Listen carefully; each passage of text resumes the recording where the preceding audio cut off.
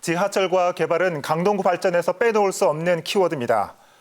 지하철 3개 노선의 연장 사업이 진행되고 있는 데다 노후 주거지를 개발하는 사업도 계속되고 있기 때문입니다. 딜라이브 21대 총선 상황실, 오늘은 강동구 이슈 살펴보겠습니다. 자, 박영창 기자. 네. 강동구를 살펴보니 재개발 지하철의 굵직한 현안들이 있는 것 같습니다. 구체적으로 소개 좀 해주실까요?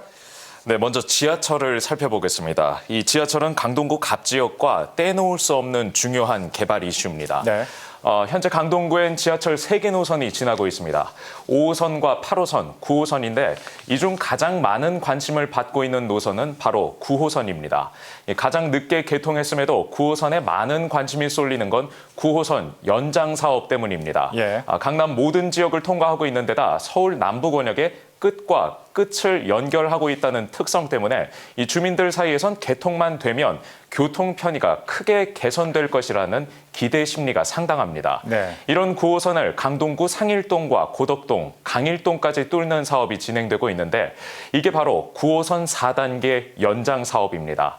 현재 9호선 동쪽 종점인 중앙보훈병원역에서 고덕 강일지구까지 연장하는 것으로 현재 예비 타당성 조사를 통과하고 설계를 위한 기본 계획을 짜는 작업이 진행되고 있습니다. 네. 여기에 강동구 강일지구와 경기도 하남 미사지구를 연결하기 위한 정부의 국가철도망 계획도 추진되고 있어서 추가 연장에 대한 기대감도 큽니다.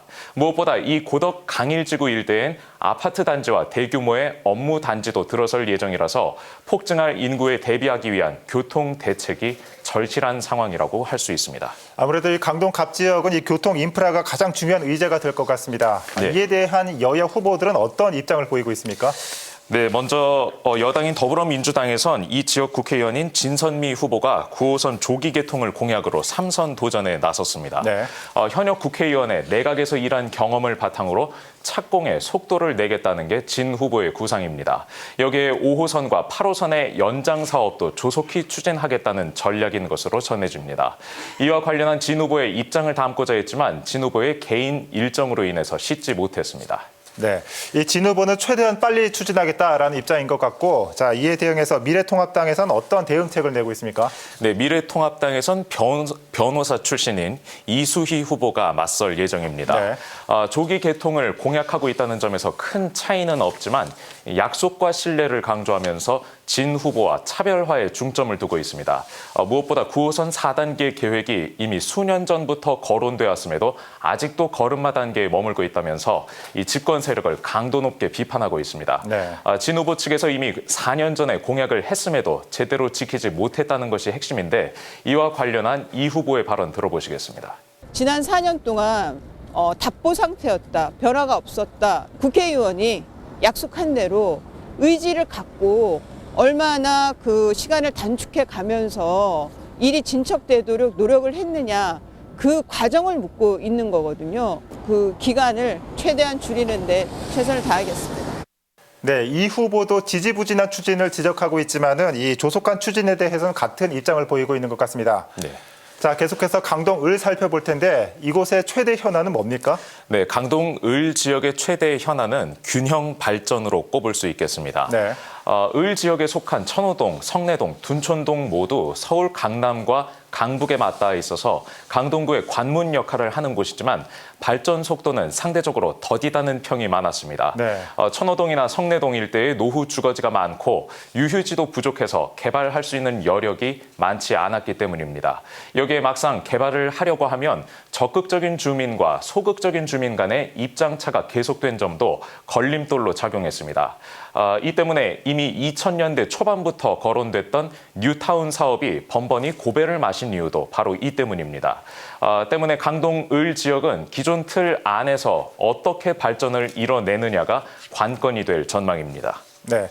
그렇다면 이 강동 을 지역에 출마한 후보들은 이 지역 개발에 대해서 어떤 공약을 내세우고 있습니까? 네, 먼저 더불어민주당 이해식 후보는 도심 지역을 중심으로 한 공약을 내세우고 있습니다. 네.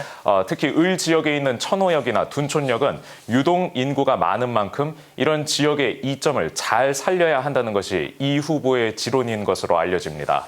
이를 위해서 현재 진행되고 있는 천호 성내 지역의 재건축 사업과 도시재생 방식의 개발 사업을 추진할 것으로 전망되고 있습니다. 특히 10년 동안 강동구 행정을 이끌어온 만큼 누구보다 강동구 현안을 잘 파악하고 있다는 점을 강점으로 내세우고 있습니다. 이와 관련한 이 후보의 발언 들어보시겠습니다.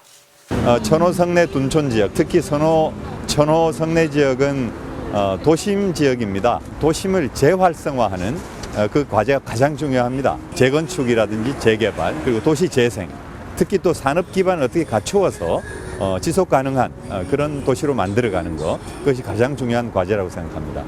네, 지역 개발에 대한 이해식 후보의 얘기 들어봤고요. 자, 이에 대응해서 이 미래통합당 이재용 후보는 어떤 입장을 보이고 있습니까? 네, 미래통합당의 이재용 후보도 개발 공약을 내세우고 있다는 점에서 결을 같이 하고 있습니다. 네. 하지만 세부적인 방법론에서 차이를 보이고 있습니다. 이 후보가 내세우는 공약은 크게 교육과 금융, 부동산 세 가지 분야로 요약됩니다. 을 지역의 주민들의 높은 교육열에 대응하고 강남북과 연결된 을 지역의 지리적 이점을 살려서 금융과 부동산 등 주요 경제 분야의 발전을 이끌겠다는 구상입니다. 여기에 그동안 민주당 소속 정치인들이 강동구를 이끌어왔는데도 지역 발전은 정체돼 왔다시피 했다는 점을 강조하면서 정권 교체론을 내세우고 있습니다. 이와 관련한 이 후보의 발언 들어보시겠습니다.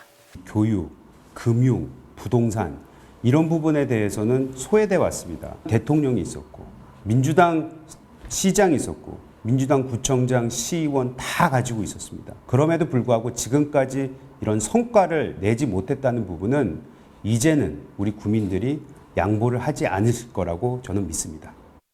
네, 지역 발전에 대한 화두가 없는 곳은 없겠지만 특히 강동구에서는 이 표심을 가르는 가장 중요한 현안이 될 것 같습니다.